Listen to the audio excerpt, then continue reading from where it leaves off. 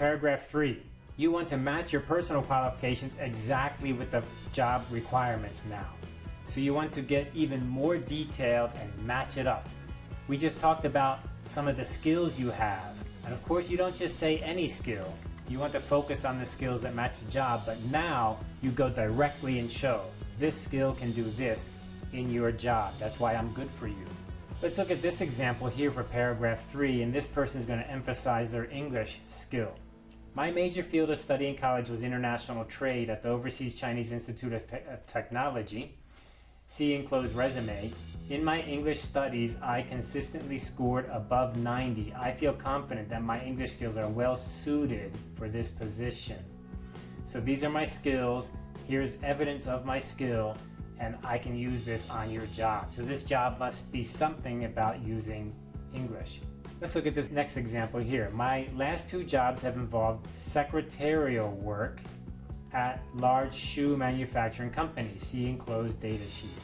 Data sheet is another way to say resume. While working full-time, I was also able to complete my college degree in international trade. I am well versed in the responsibilities of this job opening and feel very optimistic that I can make a useful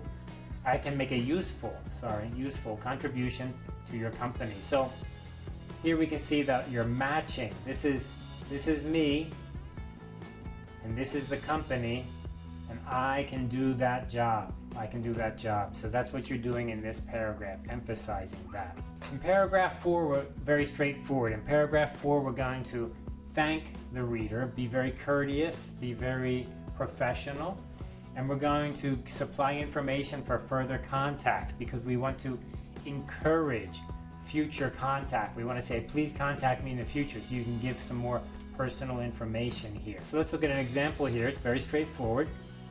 I look forward to hearing from you and setting up a time for an interview. See, that's very positive. Look forward. And then here's their more information. Look at the second example. Thank you for taking the time to look over my application. That's a nice little sentence right there. Thank you for taking the time. If the opportunity for an interview should arise, please contact me at my home number. And then they even have a time here, between 12 and 4 in the afternoon. So that's really nice. It looks very professional that way. And their home number must be inside the heading of the letter because that's where they put your information, the sender, right? Okay, so I think that the application letter is a little bit hard to write. Why? Because you want to sell yourself. Be very positive, but you must keep it short. And there's some things you have to do, like you have to say thank you at the end. At the beginning, you have to say, how did you find out about us? How do you know us? So you don't have a lot of space. So you don't want to talk about many things in your family or your history. You want to focus on a couple skills and show me you really know those skills. So many applicants I've seen say, I can use a computer, I can use Word, I can use Excel. That doesn't tell me anything. I need to know exactly what it is that you can do that others are not as good as you. Inside our book, we have a few examples here. Please take a chance to look at those.